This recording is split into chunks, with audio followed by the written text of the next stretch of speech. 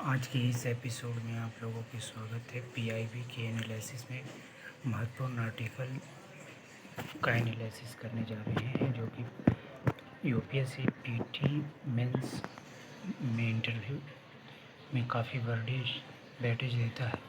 जिसमें पहला आर्टिकल मैं देखने जा रहा हूँ डेली की तरह। वर्ष 2022-23 को आधार मानते हुए जिला घरेलू उत्पाद जीडीपी अनुमानों के संकलन हेतु एक समान दिशा निर्देश जारी किए गए हैं। यह किस मंत्रालय से संबंधित है? Ministry of statistics and programme implementation से संबंधित है। Release of uniform guideline for compliance of the district domestic product DDP estimates with base year 2022-23। इसे हम जीएस पेपर के तौर पे देखें तो GS paper theory, economy, Indian economy and issues relating to planning, mobilisation of resources, growth, development and employment के अंतर्गत रखा जा सकता है, जो कि काफ़ी महत्वपूर्ण टॉपिक है। मेंस के लिए बहुत महत्वपूर्ण वेटेज रखता है। इसमें हम देखना चाहेंगे कि इसकी पर्पस क्या है, ये संस्था कैसी है, मुख्य विषय इसका क्या है। जिला घरेलू उत्पाद अनुमानों हेतु नए दिशा निर्देश संस्था क्या है। सांख्यिकी एवं कार्यक्रम कार्यान्वयन मंत्रालय एमओएसपीआई के राष्ट्रीय सांख्यिकी कार्यालय एनएसओ द्वारा जारी। आधार वर्ष इन अनुमानों के संकलन हेतु 2022-23 को आधार वर्ष माना गया है। उद्देश्य क्या है? जिला स्तरीय आर्थिक अनुमानों जीएसडीपी, एनडीडीपी और प्रति व्यक्ति आय में एकरूपता, तुलनीयता और कार्यप्रणाली का मानकीकरण सुनिश्चित करना। विकेंद्रीकृत योजना, साक्ष्य आधारित नीति निर्माण और सूचित निर्णय लेने में सहायता करना। अगला है कार्यप्रणाली, मेथोडोलॉजी, बॉटम टू अप दृष्टिकोण। बॉटम अप अप्रोच क्या है? जिला स्तरीय आंकड़ों की उपलब्धता के आधार पर इसे प्राथमिकता दी गई है। टॉप डाउन दृष्टिकोण, टॉप डाउन अप्रोच, जहां जिलावार जानकारी अपर्याप्त है, अनसफिशिएंट है, वहां उपयुक्त आवंटन संकेतकों के साथ इस दृष्टिकोण की सिफारिश की गई है। महत्व क्या है?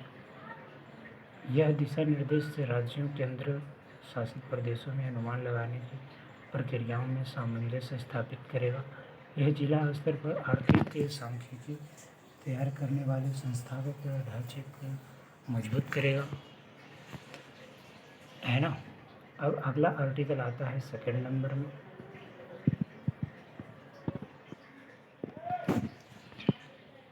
मिनिस्ट्री ऑफ फाइनेंस से है सेकंड नंबर आर्टिकल, जो कि एनपीसीआई के विषय में बात कर रहा है। ये क्या है? एनपीसीआई इंटरनेशनल और एससीएसीएलईडीए बैंक ने कंबोडिया के राष्ट्रीय क्यूआर कोड KHQR के माध्यम से कंबोडिया में सीमा पार यूपीआई भुगतान शुरू किया गया। GS paper 2, international relations, bilateral, regional and global groupings and the agreements involving India and or affecting India's interests। GS paper three के अंतर्गत देखेंगे science and tech, economy, awareness in the field of IT. ये क्या है? देखूंगा क्या हुआ है। NIPL भारत और ACLEDA बैंक कंबोडिया के बीच सीमा पार यूपीआई भुगतान की शुरुआत 9वें देश के रूप में हुआ है। कैसे काम करेगा यह? भारतीय यात्री अब कंबोडिया के राष्ट्रीय क्यूआर कोड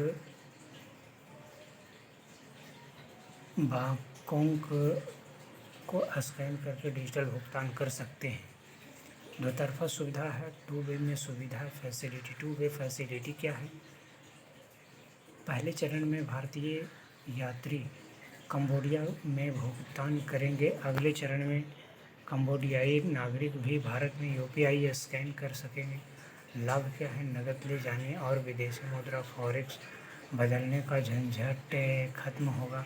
साथ ही पर्यटन और सुरक्षित लेनदेन को बढ़ावा मिलेगा। महत्वपूर्ण तथ्य: कंबोडिया यूपीआई स्वीकार करने वाला दुनिया का 9वां देश बन गया है। अन्य 8 देश है सिंगापुर, संयुक्त अरब अमीरात, France, Mauritius, Nepal, Bhutan, Qatar और श्रीलंका। प्रधानमंत्री ने लद्दाख में नवाचार और समृद्धि को उजागर करने वाले एक लेख साझा किया। Prime minister shares and article highlighting innovation and prosperity in Ladakh. GS paper theory के अंतर्गत रखेंगे agriculture and economy, food processing and related industries and India scope and significance, location upstream and the downstream requirement, supply chain management. GS paper 1 के तहत Indian society, role of women and women's organisation, महिला संगठन क्या है ये, मुख्य चुनौतियाँ क्या है, भौगोलिक दृष्टिकोण और कृषि। लद्दाख जैसे दुर्गम क्षेत्र में मौसम और दूरी के कारण लॉजिस्टिक्स लागत बहुत अधिक होती है। सी बकथॉर्न, यह एक छोटी और जल्दी खराब होने वाली बेरी है जिसकी कटाई का समय बहुत कम होता है। इसे तुरंत प्रोसेस करने की आवश्यकता होती है। समाधान: विकेंद्रीकृत प्रसंस्करण, डिसेंट्रलाइज। दुर्गम क्षेत्रों में बड़े उद्योगों के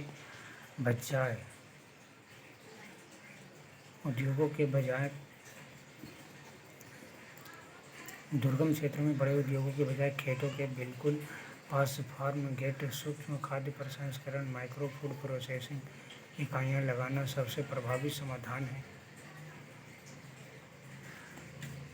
पीएमएफएमई योजना, प्रधानमंत्री सूक्ष्म खाद्य प्रसंस्करण उद्यम उन्नयन योजना। पीएमएफएमई ने लद्दाख में 3 तरह से मदद की है: वित्तीय सहायता, स्वयं सहायता समूह को सीड कैपिटल और मशीनरी के लिए विभिन्न साझा अवसंरचना, कॉमन इंफ्रास्ट्रक्चर। लेह में सी बकथॉर्न और कारगिल में खुबानी के लिए कॉमन इनक्यूबेशन सेंटर बनाए गए हैं। ब्रांडिंग, उत्पादों को बाजार तक पहुंचाने के लिए बंडरबेरी, सी बकथॉर्न और कारगिल गोल्ड खुबानी जैसे ब्रांड बनाए गए हैं। केस स्टडी निबंध क्या है? जीएस पेपर 1 और 3 में सीधे उपयोग करें। डीचेन अंगवॉ, यह महिला पहले 8,000 रुपये प्रति माह दिहाड़ी मजदूरी करती थी। पीएमएफएमई योजना के समर्थन से आज वह करोड़ों की टॉप फूड प्रोसेसिंग कंपनी चला रही है। सीख, यह दर्शाता है कि स्थानीय क्षमता, लोकल पोटेंशियल, स्थानीय क्षमता, संस्थागत समर्थन, इंस्टीट्यूशनल सपोर्ट इक्वल टू महिला सशक्तिकरण। स्थानीय क्षमता plus institutional support is equal to महिला सशक्तिकरण एवं इंक्लूसिव डेवलपमेंट, समावेशी विकास किया जा सकता है। अब 3rd नंबर आर्टिकल है, अगले नंबर उपराष्ट्रपति सचिवालय से संबंधित। इसे हम जीएस पेपर 1 के तहत रखकर देखेंगे। History and arts and culture, the freedom struggle, its various stages and important contributions from different part of the country। उपराष्ट्रपति सेनानी बी.एस. अय्यर की पुण्यतिथि पर उन्हें श्रद्धांजलि अर्पित की। वाइस प्रेसिडेंट्स सेक्रेटेरिएट क्या है इनके विषय में विशेष जो देखना चाहिए? परिचय और क्रांतिकारी गतिविधियाँ। इंडिया हाउस का मतलब हुआ यहाँ बी.एस. अय्यर लंदन के इंडिया हाउस के प्रमुख सदस्य और वीर सावरकर के बहुत करीबी सहयोगी थे। वैश्विक नेटवर्क उन्होंने मदन लाल ढींगरा, करजन वायसराय की हत्या का मार्गदर्शन किया और बाद में पेरिस मैडम कामा के साथ होते हुए पांडिचेरी आ गए। दक्षिण भारत में क्रांति पांडिचेरी से उन्होंने दक्षिण भारत में क्रांतिकारी गतिविधियों का संचालन किया। कलेक्टर देश की हत्या उन्होंने युवा वांचीनाथन को हत्या चलाने की क्रेडिट दी, जिसने तिरुनेलवेली के क्रूर ब्रिटिश कलेक्टर रॉबर्ट एस की हत्या की थी।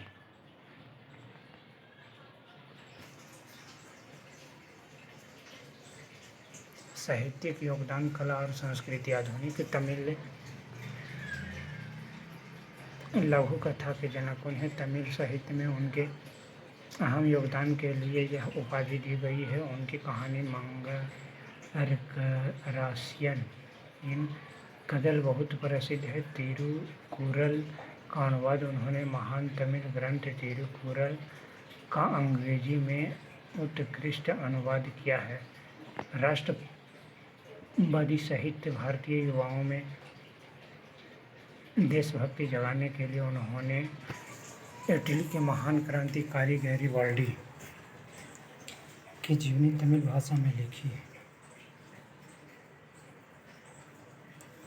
चेरन महादेवी गुरुकुलम विवाद। गुरुकुलम की स्थापना 1922 में अय्यर ने कांग्रेस की फंड से तमिलनाडु में चेरन महादेवी गुरुकुलम नाम से एक स्कूल खोला। विवाद का चरण।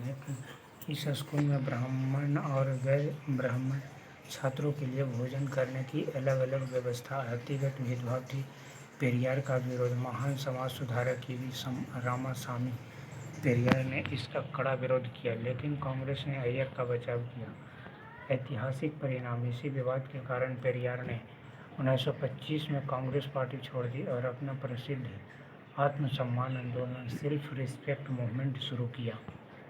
अगला आर्टिकल है पेट्रोलियम एवं प्राकृतिक गैस मंत्रालय से संबंधित, जो कि यह बताता है कि फ्लेक्स फ्यूल वाहन भारत में कच्चे तेल की आयात में कमी लाने, किसानों को अतिरिक्त आय प्रदान करने एवं कम कार्बन उत्सर्जन को बढ़ावा देना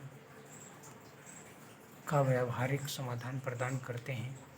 Shri Hardeep Singh Puri, ministry of petroleum and natural gas. Flex fuel vehicles offer India a practical solution to reduce crude oil imports, provide additional income to Indian farmers and advance low carbon mobility. Shri Hardeep Singh Puri, GS paper 3, environment, energy and economy, infrastructure, energy, parts, roads, airports, railways, ETC, conservation, environmental, population and degradation, संरक्षण, पर्यावरण प्रदूषण और क्षरण। मुख्य खबर। Hero MotoCorps ने भारत की पहली flex fuel motorcycle launch की है, जो E20, E20 से लेकर E85 तक के इथेनॉल मिश्रण वाले पेट्रोल पर चल सकती है। किसानों को लाभ। अन्नदाता से ऊर्जादाता। वर्ष 2014 से 15 से शुरू हुए इथेनॉल मिश्रण कार्यक्रम से किसान की आय में 1.85 लाख करोड़ रुपये की भारी वृद्धि हुई। आर्थिक और पर्यावरणीय लाभ। इस पहल से अब तक इतना लाख करोड़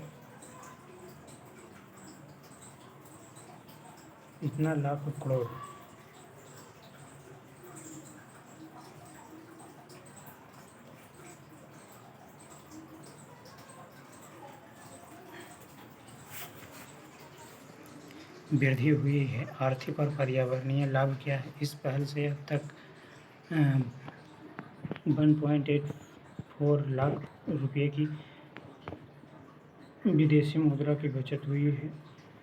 302 लाख मीट्रिक टन कच्चे तेल का आयात कम हुआ है और 909 लाख मीट्रिक टन कार्बन उत्सर्जन घटा है। इलेक्ट्रिक वाहनों ईवी से तुलना फ्लेक्स ढांचा ईवी नेटवर्क की तुलना में 10 से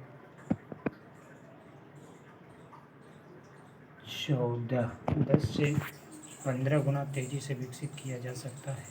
साथ ही यह इलेक्ट्रॉनिक व्हीकल बैटरी निर्माण से जुड़े भारी आयात और कार्बन उत्सर्जन से भी बचाता है। पूर्ण आत्मनिर्भरता उपभोक्ता का फायदा।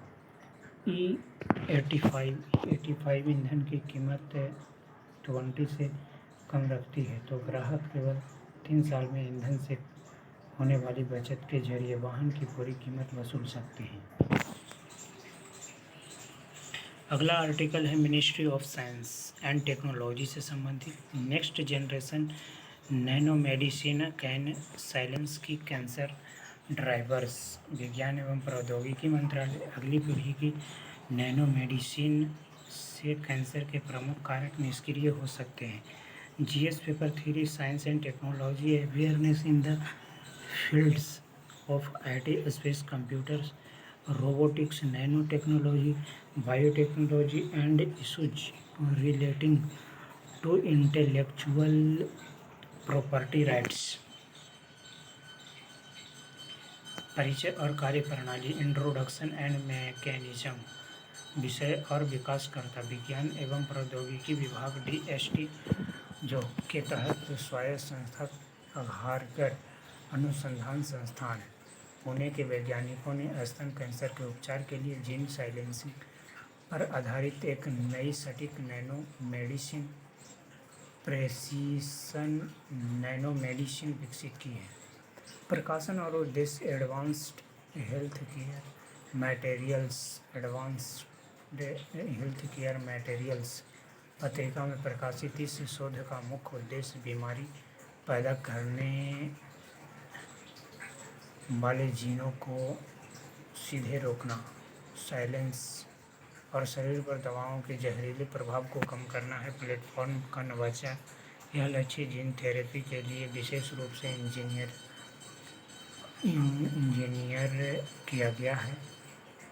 एक innovative biodegradable nano carrier platform है जो ट्यूमर को कुशलतापूर्वक दबाने में सक्षम है। वाहक, कैरियर और वितरण। इसमें बायोडिग्रेडेबल मेसोपोरस सिलिका नैनो पार्टिकल्स का उपयोग किया गया है जिनकी उच्च लोडिंग क्षमता siRNA छोटे इंटरफेरिंग RNA अणुओं को सीधे कैंसर कोशिकाओं के अंदर तक कुशलतापूर्वक पहुंचाती है। सटीक टारगेटिंग और दोहरा जीन साइलेंसिंग। सटीक टारगेटिंग का मतलब क्या हुआ? कैंसर कोशिकाओं को सटीकता से खोजने के लिए इसे प्रोटैमाइन बायोपॉलीमर विशिष्ट एप्टामर के साथ क्रियाशील बनाया गया है जो स्तन कैंसर कोशिकाओं पर अधिक मात्रा में मौजूद MUC1 रिसेप्टर्स को सीधे लक्षित करता है। नियंत्रित रिलीज प्रणाली। यह टारगेटिंग रणनीति दवा सोखने की वहन की क्षमता को बढ़ाती है। दवा ट्यूमर में पहुंचकर ग्लूटाथियोन उत्तरदायी ग्लूटाथियोन रिस्पॉन्सिव उत्तरदायी तंत्र के माध्यम से कोशिका के अंदर अपना उपचारात्मक पेलोड छोड़ देती है। दोहरा प्रहार डबल साइलेंसिंग। इस अध्ययन की सबसे बड़ी विशेषता इसका डुअल जीन साइलेंसिंग अप्रोच है जो एक साथ MCL1 और सर्वाइविन नामक दो अत्यंत गंभीर जीनों को मुक्त कर देता है। ट्यूमर का बचाव तंत्र तोड़ना। ये दोनों एंटी एपोप्टोटिक जीन ट्यूमर को जीवित रखने और उपचार के प्रति उसे प्रतिरोधक क्षमता प्रदान करते हैं। इन्हें एक साथ बंद करने से एपोप्टोसिस प्रतिरोधी कैंसर कोशिकाएं पूरी तरह नष्ट हो जाती हैं। परिणाम और भविष्य का महत्व। Outcomes and significance. जैविक मूल्यांकन और परिणाम MCF7 स्तन कैंसर मॉडल और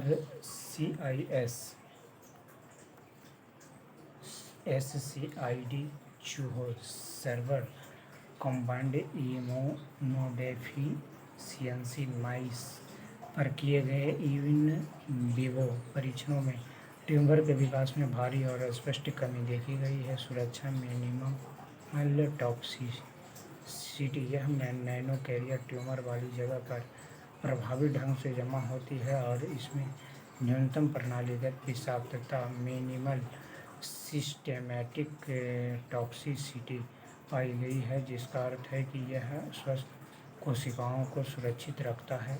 कीमोथेरेपी का सुरक्षित विकल्प ऑफ टारगेट प्रभावों स्वस्थ मृतकों को नुकसान को कम करके यह प्रणाली सटीक ऑन्कोलॉजी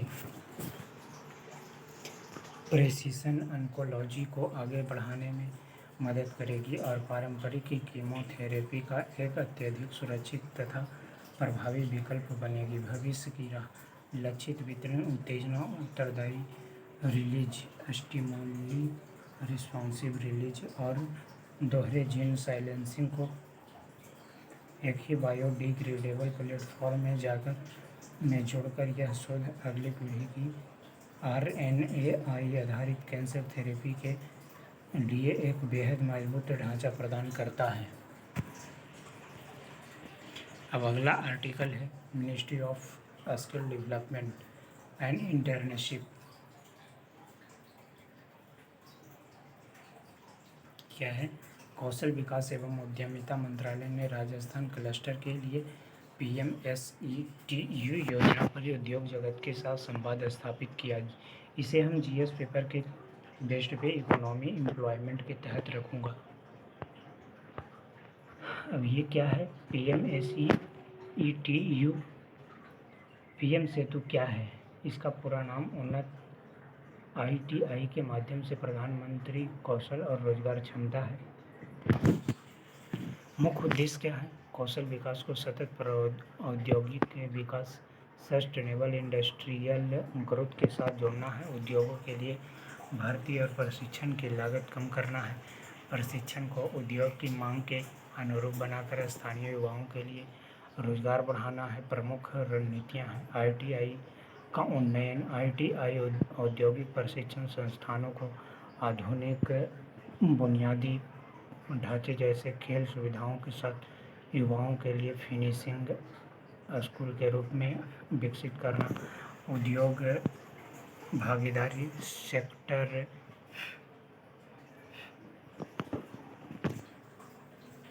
स्किल काउंसिल को एंकर इंडस्ट्री पार्टनर बनाना और विश्वविद्यालयों के साथ ज्ञान भागीदारी स्थापित करना। अगला युवा कार्यक्रम एवं खेल मंत्रालय। माया भारत में हिमाचल प्रदेश उत्तराखंड और लद्दाख के सीमावर्ती गांवों में युवाओं की सहभागिता को सुदृढ़ करने के लिए विकसित वाइब्रेंट विलेज प्रोग्राम 2026 का शुभारंभ किया। भारत भर से 500 युवा माई भारत स्वयं सेवक सीमावर्ती गांवों में एक सप्ताह तक चलने वाले गहन कार्यक्रम में भाग लेंगे। नेशनल फर्स्ट चैलेंज की 5 थीम 100 सीमावर्ती गांवों में युवाओं की भागीदारी को मजबूत करेंगे। Ministry of youth affair and support My Bharat launches Viksit vibrant village programme 2026 to strengthen youth engagement in broader villages of the Himachal Pradesh, Uttarakhand and Ladakh.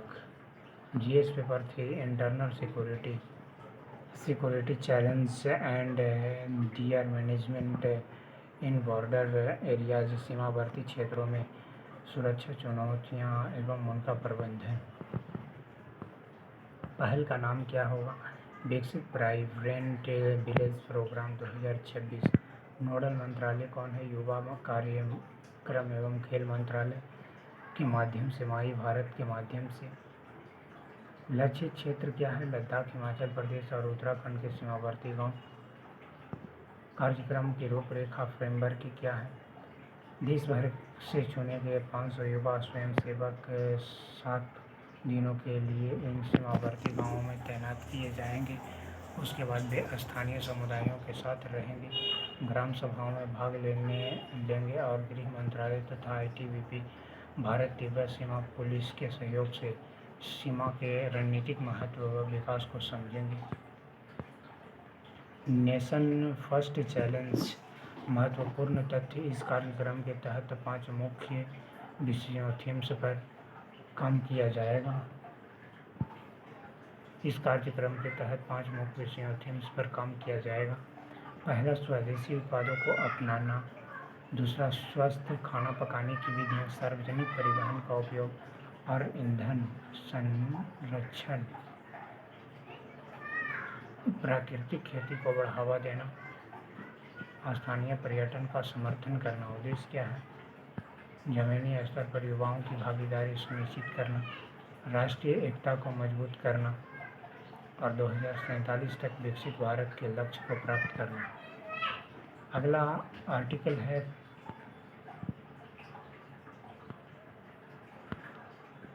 धारा 301 पर कार्यवाही और एक ढांचागत समझौते को अंतिम रूप देने के लिए भारत का अमेरिका के साथ वार्तालाप जारी। Ministry of commerce and industry. India remains engaged with the US on Section 301 proceedings and for finalization of a framework agreement.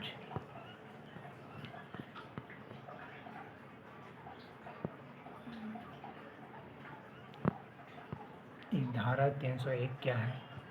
1974 के अमेरिकी व्यापार अधिनियम 1974 का एक हिस्सा है अमेरिका। इसका उपयोग भारत सहित 60 देशों से आने वाले आयात पर अतिरिक्त शुल्क लगाने के लिए कर रहा है। सीधे पूछ सकता है कि हाल ही में चर्चा में रही धारा 301 किस देश के व्यापार कानून से संबंधित है? राहत छूट, एक्सेप्शंस।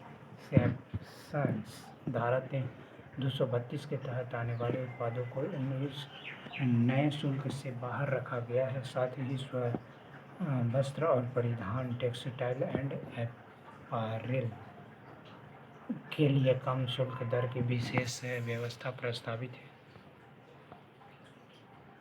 भारत का कदम। भारत इस मामले को सुलझाने के लिए भारत के साथ लगातार बातचीत कर रहा है और एक ढांचागत समझौते फ्रेमवर्क एग्रीमेंट को अंतिम रूप देने का प्रयास कर रहा है।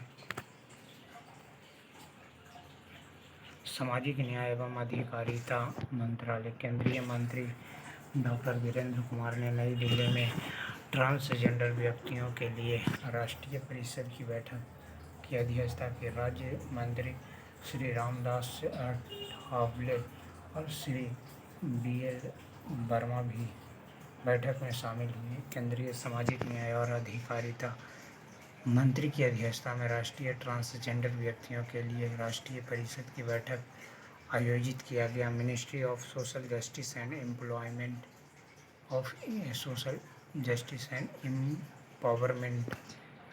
हम honourable union minister doctor Virendra Kumar chaired the national council for transgender persons NCTP meeting in New Delhi along with Ministers of State Sri Ramdas Athavale and Sri BL Verma. National Council for Transgender Persons holds meeting under the chairpersonship of Honorable Union Minister of Social Justice and Empowerment. चर्चा में ये क्यों है? नई दिल्ली में केंद्रीय सामाजिक न्याय एवं अधिकारिता मंत्रालय की अध्यक्षता में ट्रांसजेंडर व्यक्तियों के लिए राष्ट्रीय परिषद NCTP national council for transgender person की बैठक आयोजित की गई है। NCT की भूमिका यह व्यक्तियों के अधिकारों की सुरक्षा और कल्याण वेलफेयर के लिए नीतियाँ और कार्यक्रम बनाने में सरकार को मार्गदर्शन देने वाली शीर्ष सलाहकार संस्था है। प्रमुख योजना और संस्थागत ढांचा है। स्माइल योजना, इसके तहत ट्रांसजेंडर व्यक्ति का कल्याण, सशक्त और सामाजिक समावेशन किया जा रहा है। वर्तमान में देश भर में 23 गरिमा गृह आश्रय स्थल, गरिमा गृह 26 ट्रांसजेंडर संरक्षण प्रकोष्ठ और 30 ट्रांसजेंडर कल्याण बोर्ड संचालित है। अगला है मिशन लाइफ इनिशिएटिव के तहत राष्ट्रीय सेवा रेखा संस्थान में सामान्य योग प्रोटोकॉल सत्र आयोजित किया गया है। आयुष मंत्रालय के तहत किया गया है। ये हम देखेंगे common yoga protocol session organised at national institute of Sowa Rigpa under mission life initiative. राष्ट्रीय सोवा रिगपा संस्थान NISR साबुथांग में स्थित है। राष्ट्रीय पंचायत पुरस्कार के बारे में समावेशी, सहभागी और सतत ग्रामीण विकास में अनुकरणीय योगदान के लिए सर्वश्रेष्ठ प्रदर्शन करने वाली पंचायतों को मान्यता देने और प्रोत्साहित करने के लिए पंचायती राज मंत्रालय द्वारा प्रतिवर्ष राष्ट्रीय पंचायत पुरस्कार प्रदान किए जाते हैं। प्रतिवर्ष पंचायती राज मंत्रालय द्वारा राष्ट्रीय पंचायत पुरस्कार प्रदान किए जाते हैं। पुरस्कार रूपरेखा 2023 में व्यापक रूप से नया रूप दिया गया और SDG के स्थानीयकरण के 9 विषयों के साथ जोड़ा गया, जिसमें से मूल्यांकन अधिक समग्र, पारदर्शी और भविष्योन्मुख होता गया। NPA 2025 को 2 प्रमुख श्रेणियों में दिया गया, अर्थात दीनदयाल उपाध्याय पंचायत विकास पुरस्कार 17 राज्यों और केंद्र शासित प्रदेशों की 34 ग्राम पंचायतों को सतत विकास लक्ष्यों के स्थानीयकरण के 9 विषयों में विशिष्ट प्रदर्शन के लिए प्रदान किया गया, जिनमें शामिल है गरीबी मुक्त आजीविका, स्वास्थ्य, बाल अनुकूल शासन, जल पर्याप्तता, स्वच्छ और हरित पर्यावरण, अवसंरचना, सामाजिक न्याय और सुरक्षा, सुशासन और महिला अनुकूल पंचायती चयन। पंचायत एडवांसमेंट इंडेक्स 2.0 स्कोर के आधार पर किया गया है। नानाजी देशमुख सर्वोत्तम पंचायत सतत विकास NDAPS वाली संस्थाओं के रूप में मान्यता दी गई थी। पुरस्कार प्राप्त पंचायतों को राष्ट्रीय ग्राम स्वराज अभियान IRGSA के एक घटक पंचायत प्रोत्साहन IOP योजना के तहत वित्तीय प्रोत्साहन प्राप्त हुआ, जो प्रति पुरस्कार विजेता 50 लाख से 5 करोड़ तक था, जिसका उपयोग आगे के विकास कार्यों के लिए किया जाएगा।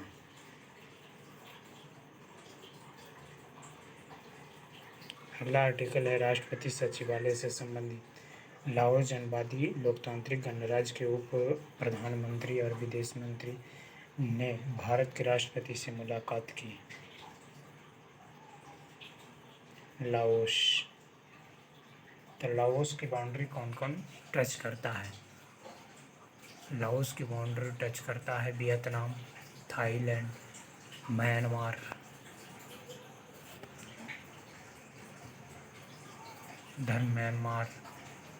म्यांमार उधर हो गया, China, Hanoi, Cambodia, Vietnam. Mapping में लिखने के बाद लाओस पता चलता है।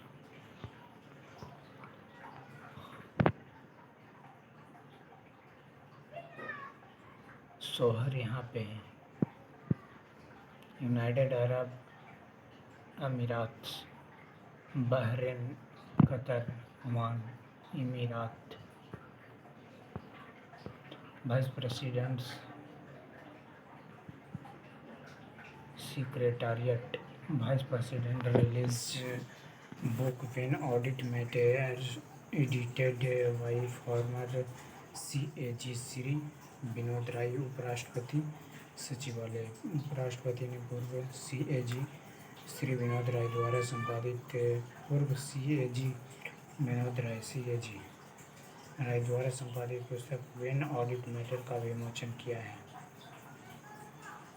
अब अभ्यास प्रश्न इससे संबंधित देख लेता हूँ। पहला पीटी का प्री एग्जाम अभ्यास प्रश्न है, स्वतंत्रता सेनानी BVS अय्यर के संबंध में निम्नलिखित कथनों पर विचार कीजिए। इन्हें आधुनिक तमिल लघु कथा का जनक माना जाता है और उन्होंने तिरुकुरल का अंग्रेजी में अनुवाद किया था। उन्होंने क्रांतिकारी वांची नाथ का मार्गदर्शन किया था, जिसने 1911 में तिरुनेलवेली के ब्रिटिश कलेक्टर रॉबर्ट एस की हत्या की थी। तीसरा नंबर में उनसे जुड़े चेरन महादेवी गुरुकुलम विवाद के कारण वी रामासामी पेरियार ने कांग्रेस पार्टी छोड़ दी, आत्मसम्मान आंदोलन शुरू किया। ऊपर दिए गए कथनों में से कौन सा या कौन से सही है या है केवल 1 और 2, केवल 2 और 3, केवल 1 और 3, 1, 2 और 3। उसके बाद 2 हो गया जाकर क्वेश्चन 2। आघार कर अनुसंधान संस्थान द्वारा स्तन कैंसर के लिए हाल ही में विकसित टेस्टिक nano medicine precision nano medicine के संदर्भ में निम्नलिखित कथनों पर विचार कीजिए। यह एक साथ MCL1 और सर्वाइबिन नामक 2 एंटी एपोप्टोटिक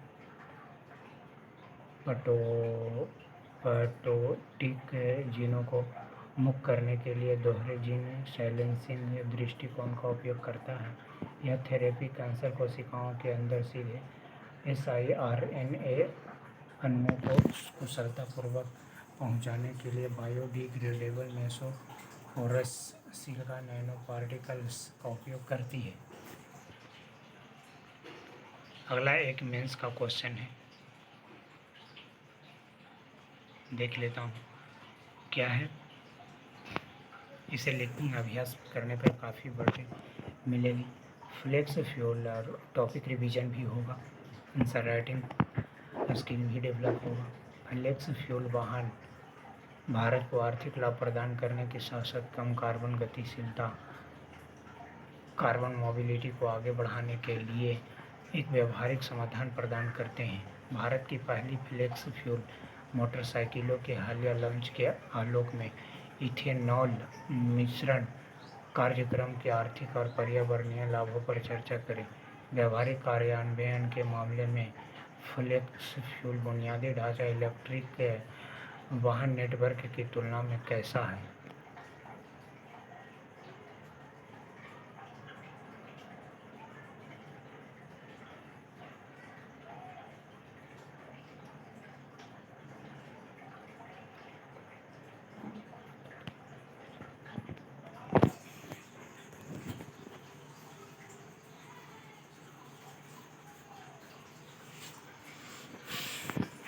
फ्लेक्स फ्यूल वाहन है,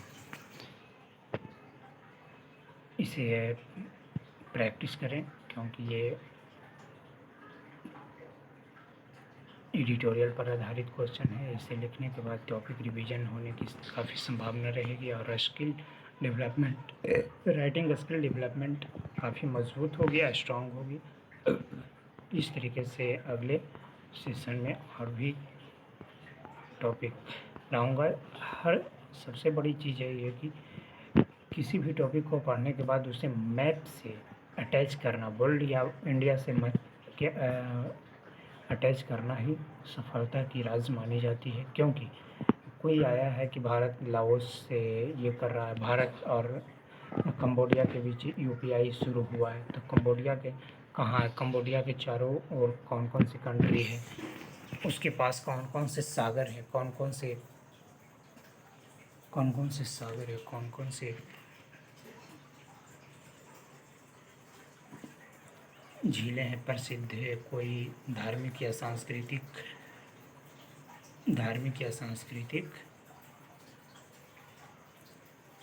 महत्वपूर्ण इवेंट हुआ है। इस प्रकार से अगले एपिसोड में आर्टिकल की शुरुआत करूँगा। धन्यवाद।